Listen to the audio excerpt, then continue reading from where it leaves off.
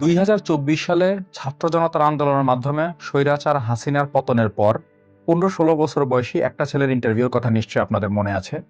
যে ছেলেটা এক হাত হারিয়েছিল, তাকে প্রশ্ন করা হলো, তুমি তো একটা হাত হারিয়েছ। ছেলেটা বলেছিল, দেশের জন্য একটা হাত দিয়েছি, এখনো আমার আরেকটা হাত আছে, লাগলে সেটাও দিব, জীবন লাগলে জীবনও দিব।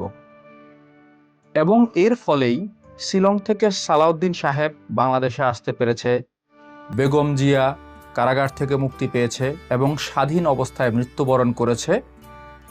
সবচেয়ে বড় কথা, তারেক রহমান বাংলাদেশে এসে নিজের মায়ের জানাজায় সশরীরে উপস্থিত থাকতে পেরেছে।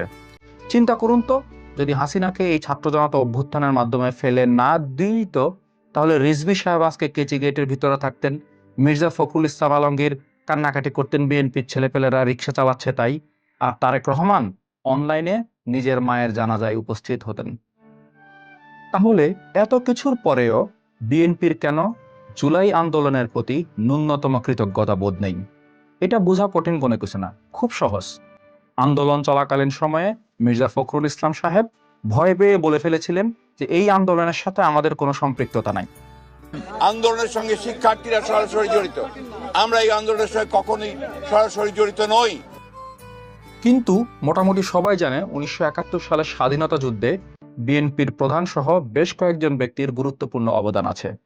তাই বিএনপি মনে করেছে 1971-এর চেতনা বিক্রি করে ক্ষমতায় যাওয়াটা বোধহয় তাদের জন্য সহজ হবে। তাই তারা 71 এবং 24-কে মুখোমুখি দাঁড় করিয়ে দিল। কিছুদিন পরেই বিএনপি বুঝতে পেরেছে বাংলাদেশের জনগণকে যতটা গাধা মনে করেছিল, বাংলাদেশের জনগণ আসলে ততটা গাধা না। এবং মানুষ বলা শুরু করলো, এই ছোট ছোট বাচ্চাগুলোর আত্মদানের বিনিময়ে তো আপনারা মুক্তভাবে কথা বলতে পারছেন। ঠিক তখনই বিএনপি পড়ে গেল উভয় সংকটে।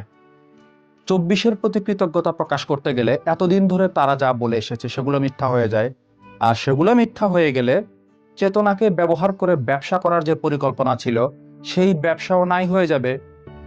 চেতনার রাজনীতির নামে যেই অপরাজনীতি এতদিন তাদেরকে ধ্বংস করেছিল, ঠিক তারাই সেই কাজটা করা শুরু করলো তাদের প্রতিপক্ষের উপরে। কিন্তু তাদের মাথায় এতটুকু আসলো না যে সবাই মিলে যদি একসাথে কাজ করে তাহলেই কিন্তু ভারতের আজ্ঞাবাহী দাস হইতে হয় না, চেতনাও বিক্রি করতে হয় না, 24ও বিক্রি করতে হয় না, সেই সাথে সুন্দর একটা বাংলাদেশও গড়ে তোলা সম্ভব।